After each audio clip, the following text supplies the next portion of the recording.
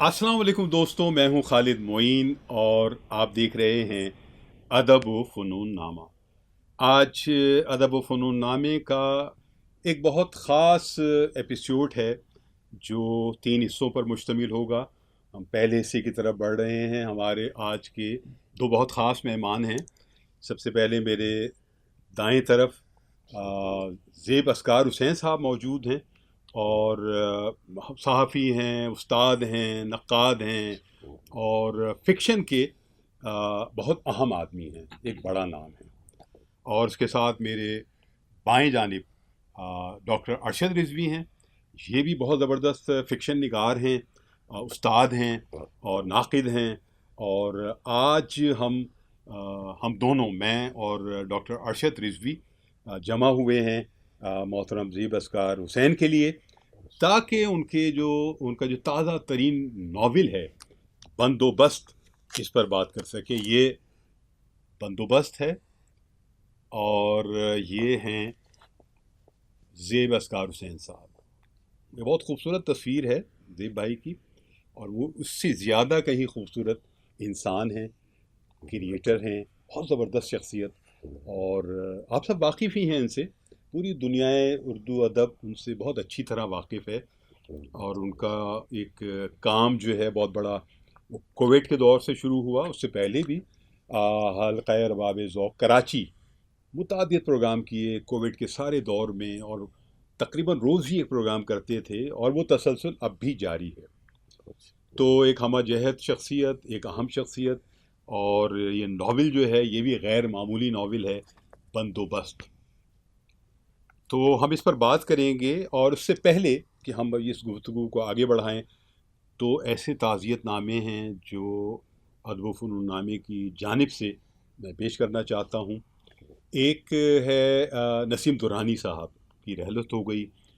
नसीम दुर्रानी साहब का बड़ा असर रहा है इस हवाले से कि शेर व अदब की जितने भी असनाफ़ हैं उसको सामने लाने के हवाले से।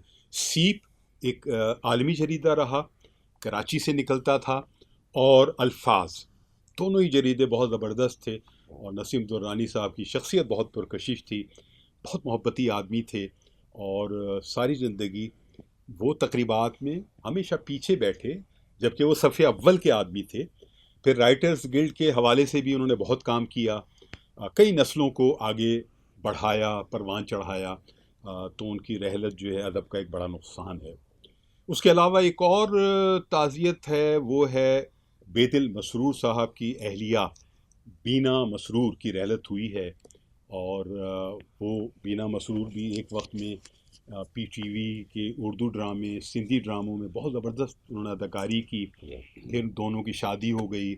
और हमारे एक दोस्त जो हैं पारस मसरूर, वो उनके साहबजादे हैं। पारस मसरूर ख़ुद भी नापा के बहुत जो फर्स्ट बैच था उसके ग्रेजुएट हैं, बहुत ज़बरदस्त अदाकार हैं, डायरेक्टर हैं। और शब्बीर तो देखेगा, उसके शब्बीर हैं पारस मसरूर। तो इदारे की जानिब से, हम सब की जानिब से दवाए मग़फ़रत है बीना मसरूर साहिबा के लिए, नसीम दुरानी साहब के लिए। और अब हम बढ़ते हैं आगे। ये जो नावल आया है, इस नावल में ज़ाहिर है कि जैसे ज़ेब असगार हुसैन साहब का एक अपना उसलूब है लिखने का, वो तजरीदी भी है, अलामती भी है, हकीकत निगारी से करीब होकर लिखते हैं। और जो सियासी बसीरत है उनके पास, समाजी बसीरत है उनके पास, अदबी बसीरत है उनके पास। ये तीनों जो चीज़ें हैं जो बड़ी अहम होती हैं किसी भी लिखने वाले के लिए, वो उनके पास मौजूद हैं। साल हा साल की रियासत है, बज़्म इल्म से लेकर, और कराची प्रेस क्लब की अदबी कमेटी, और फिर हल्क़ा अरबाब ज़ौक़ कराची, और फिर उसके अलावा मवासलात इसरार भी बहुत ज़बरदस्त तंजीम है। तो इस तरह देखा जाए तो एक बड़ा किरदार है ज़ेब असगार हुसैन साहब का कराची के अदबी मंजरनामे पे, पाकिस्तान के अदबी मंजरनामे पे, और जो आलमी उर्दू का अदबी मंजरनामा है उस पर भी। तो बंदोबस्त में क्या है? बंदोबस्त ज़ाहिर है कि उनके एक तो उसलूब की अक्कासी करता है, जिस तरह वो अपनी कहानियाँ लिखते हैं, अफसाने लिखते हैं। और उसमें जो एक तजरीदी अंदाज़ होता है, गहरा अंदाज़ होता है, جو کرداروں کی ٹریٹمنٹ ہوتی ہے، جو واقعات ہوتے ہیں، اس کو بہت کم الفاظ میں میں نے دیکھا ہے کہ زیب اسکار حسین صاحب اپنی جو بصیرت ہے، کلی بصیرت، اس کے ساتھ وہ پیش کرتے ہیں. اور اگر یہ کہا جائے کہ یہ ہمیں دیکھنا ہو ایک رول ماڈل کے طور پر کہ آج کا افسانہ، جدید افسانہ کیا ہے، تو ہمیں دیکھنا پڑے گا زیب اسکار حسین صاحب کی طرف، ان کی کہانیوں اور افسانوں کی طرف، اور ڈاکٹر ارشد رضوی کے افسانوں کی طرف بھی دیکھنا پڑے گا. ان کی خود نوشت بھی اسی سلسلے کی کڑیاں ہیں جو اپنے اپنے الگ اسلوب کی نمائندگی کرتی ہیں.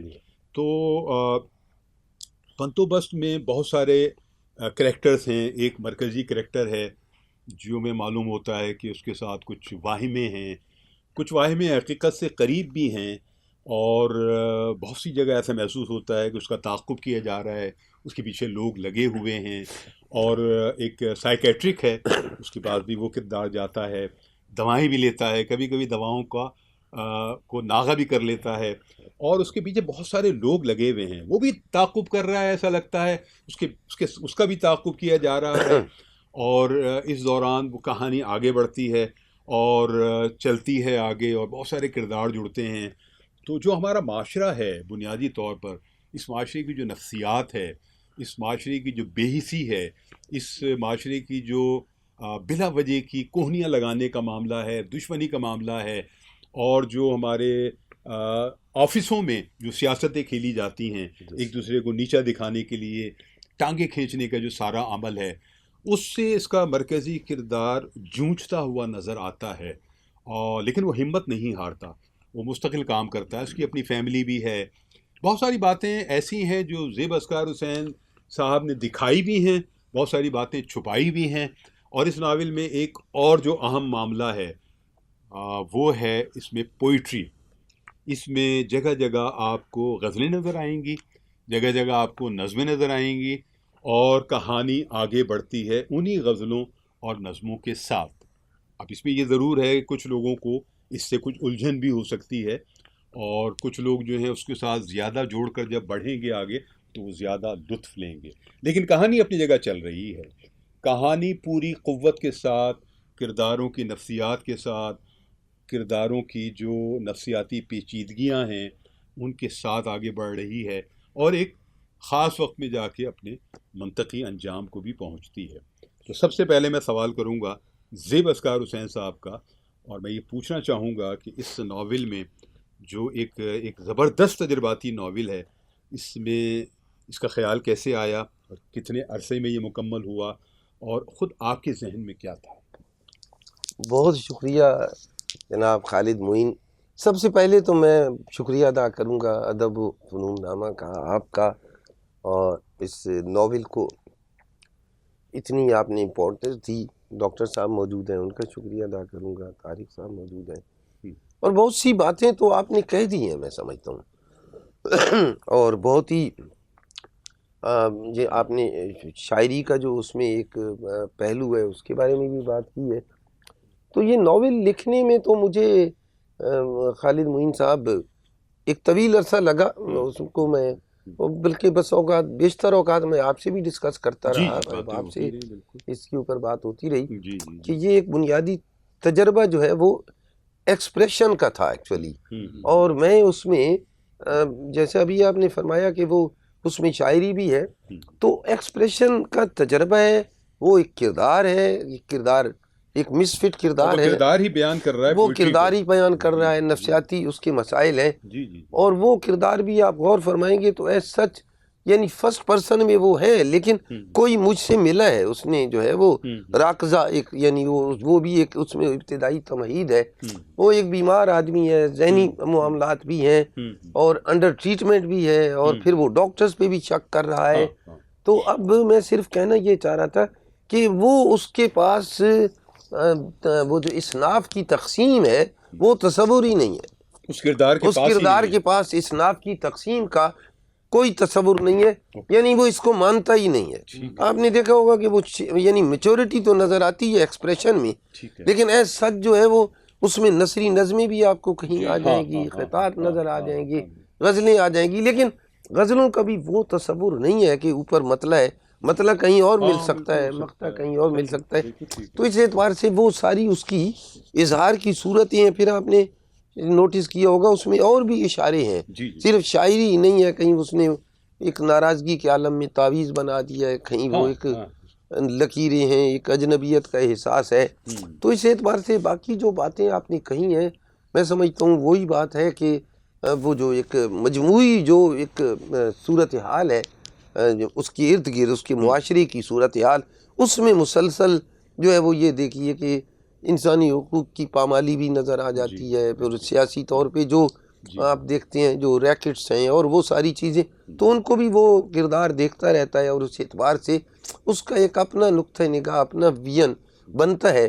تو اس میں بہت سی ایسی چیزیں ہیں جو بٹوین دا لائنز میں اپنے ایک ناول کے بارے میں بات کرنا ایک بڑا مضحکہ خیز عمل ہے. یہ تو آپ نے کہا تو نہیں میں نہیں ایک بات ایسی کہہ رہا ہوں اضافی طور پہ. نہیں، لیکن تو وہ زیب صاحب بہت ساری باتیں ایسی ہوتی ہیں جو پڑھنے، ہم تو ایک قاری کے طور پر پڑھ رہے ہیں ظاہر ہے. اب قاری جو ہے جتنا ایبزارب کر پاتا ہے، سمجھ پاتا ہے، وہ کر لیتا ہے. میں ارشد رضوی صاحب نے، ڈاکٹر صاحب نے جو ایک اس میں کتاب میں بھی موجود ہے، جی جو مضمون لکھا ہے انہوں نے، ہاں وہ اتنا خوبصورت ہے اور اتنا کریٹیو ہے اور اتنا اندر بہاؤ کے ساتھ آیا ہے کہ وہ ایک الگ سے صورتحال بن گئی ہے. اور انہوں نے بھی بہت ساری باتیں کھولی ہیں، بہت ساری باتیں بند ہیں، اور بہت ہی بہت ہی قرینے سے اور بہت زبردست انداز میں اس ناول کا تجزیہ ڈاکٹر صاحب نے پیش کیا ہے. میں پھر پوچھوں گا کہ اس ساری گفتگو کے پس منظر میں یہ جو تجرباتی ناول ہے زیب اسکار حسین صاحب کا، جس میں اصناف کا بھی معاملہ ایک طرف ہو گیا، اور جو بنیادی طور پر انہوں نے چیزیں بیان کی ہیں وہ بڑے بڑے پیڈسٹل پر بیان کی ہیں. تو آپ کیا کہیں گے بندوبست کے حوالے سے اور زیب اسکار حسین صاحب کے اس تجربے کے حوالے سے؟ اصل میں بندوبست جو ہے ناول ہے وہ داخلیت کا ناول ہے. یعنی یہ بظاہر تو ہمیں نظر آتا ہے کہ ایک شخص ہے، لیکن اصل میں وہ ایک شخص نہیں ہے، ہر شخص ہے. یہ معاشرہ جس آپ یورپ یا ویسٹ میں جو ناول لکھے جا رہے ہیں اور یہاں پاکستان میں یا انڈیا میں جو ناول لکھے جا رہے ہیں، آپ یہ دیکھیے کہ کہانی کار، اچھا بہتر کہانی کار یا ناولسٹ جو ہے وہ یہی اشارے دے رہا ہے اپنے ناول میں، تنہائی کے، داخلیت کے. یہ مسائل انسان کو درپیش ہیں. چنانچہ کیونکہ بہت سینسٹیو ہوتا ہے کہانی کار، اس کی کا مشاہدہ بہت طاقتور ہوتا ہے، چنانچہ وہ اپنے آپ کو درمیان میں رکھ کر پورے معاشرے کی عکاسی کر رہا ہوتا ہے. زیب صاحب اصل میں ایک ایسے کہانی کار اور ایک ایسے ناولسٹ ہیں جو کمال کا مشاہدہ رکھتے ہیں، اور وہ مشاہدہ سطحی مشاہدہ نہیں ہے، وہ بہت اندرون کا مشاہدہ ہے. اور اس ناول میں بھی آپ کو اندرون کی کیفیت نظر آتی ہے. دیکھیں، دو کیفیتیں ہیں. ایک تو بظاہر کیفیت ہوتی ہے، جو نظر آنے والی کیفیت ہوتی ہے، جس میں کانفرنسز بھی ہوتی ہیں، جس میں بیجز بھی ہوتے ہیں، جس میں تمغے بھی ہوتے ہیں، اور بھی بڑی چیزیں ہوتی ہیں. ایک اندرون کی کیفیت ہے. تو زیب صاحب اندرون کے وہ آدمی ہیں جو ناول لکھنے کی کیفیت سے گزرتے ہیں، اور میں سمجھتا ہوں یہ کیفیت زیادہ طاقتور ہے بخصوص بیرونی کیفیت کے. آپ یہ دیکھیے، بڑے ایسے لوگ تھے جو بڑی شہرت پا گئے، لیکن اب ہم دیکھتے ہیں وہ موجود ہی نہیں ہیں. لیکن جنہوں نے اندرون کی بنیاد پر کام کیا، جیسے یہ بندوبست ناول ہے، تو یہ یہ احساس رہ جانے والا کام ہے. یہ احساس ختم نہیں کیا جا سکتا. ڈاکٹر ارشد رضوی صاحب، معذرت کے ساتھ یہاں ہم ایک وقفہ لیں گے، اور پھر وقفے کے بعد دوبارہ آتے ہیں. تو خالد معین کو اجازت دیجیے، زیب اسکار حسین صاحب کو اجازت دیجیے، ڈاکٹر ارشد رضوی کو اجازت دیجیے، اور ہم بہت جلد دوبارہ رجوع کرتے ہیں اسی گفتگو کو. خدا حافظ.